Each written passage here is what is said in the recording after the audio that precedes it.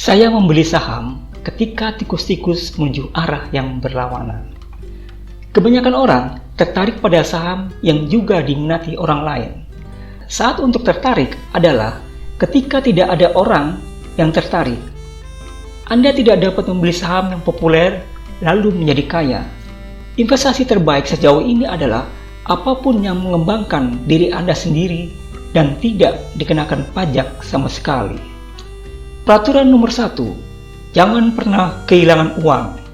Peraturan nomor 2, jangan lupa aturan nomor 1. Peluang investasi yang luar biasa muncul ketika perusahaan-perusahaan yang sangat baik dikelilingi oleh situasi luar biasa yang menyebabkan harga sahamnya dinilai secara keliru. Jika Anda tidak mau memiliki saham selama 10 tahun, jangan pernah berpikir untuk memiliki saham itu selama 10 menit. Sejauh menyangkut saya, bursa saham itu tidak ada. Bursa hanya sebagai rujukan untuk melihat apakah ada orang yang menawarkan untuk melakukan sesuatu yang bodoh. Keterampilan tidak seperti mata uang, tahan terhadap inflasi. Jika Anda memiliki keterampilan yang diminati, itu akan tetap diminati, tidak peduli berapa nilai dolarnya. Jangan memboroskan uang Anda untuk hal-hal yang tidak diperlukan. Gunakan uang untuk membantu mereka yang kekurangan. Diperlukan waktu 20 tahun untuk membangun reputasi dan 5 menit untuk melenyapkannya. Risiko datang dari ketidaktahuan atas apa yang Anda kerjakan. Ketika mencari pekerja, mencari 3 kualitas: integritas, kecerdasan, dan energi. Tetapi yang terpenting adalah integritas.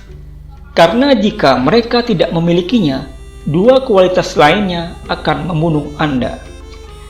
Ketidakpastian biasanya merupakan sahabat bagi pembeli dengan nilai jangka panjang. Sisi terbaik untuk diikuti ketika terjadi perang permintaan adalah sisi yang kalah.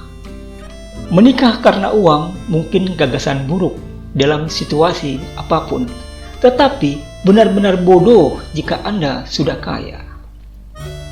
Kawan saya menghabiskan waktu 20 tahun untuk mencari wanita yang sempurna. Sayangnya, ketika dia menemukannya, ternyata wanita itu mencari pria yang sempurna. Sukses dalam berinvestasi tidak berhubungan dengan IQ. Yang Anda butuhkan adalah temperamen untuk mengendalikan dorongan yang membuat orang lain kesulitan dalam berinvestasi. Kehilangan uang untuk perusahaan, saya akan mengerti. Kehilangan sedikit reputasi untuk perusahaan, saya akan menjadi kejam. Yang kita pelajari dari sejarah adalah orang-orang yang tidak belajar dari sejarah. Beli saham layaknya Anda membeli rumah, memahami dan menyukainya sehingga Anda akan puas memilikinya.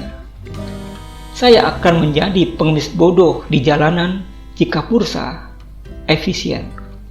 Pandanglah fluktuasi bursa saham sebagai sahabat Anda, bukan sebagai musuh. Ambil keuntungan dari kebodohan, bukan malah ikut serta di dalamnya. Sesuatu yang naik tidak selalu harus turun. Bukan ekonomi yang merugikan para investor, melainkan para investor itu sendiri. Jika tidak melakukan kesalahan, Anda tidak bisa membuat keputusan.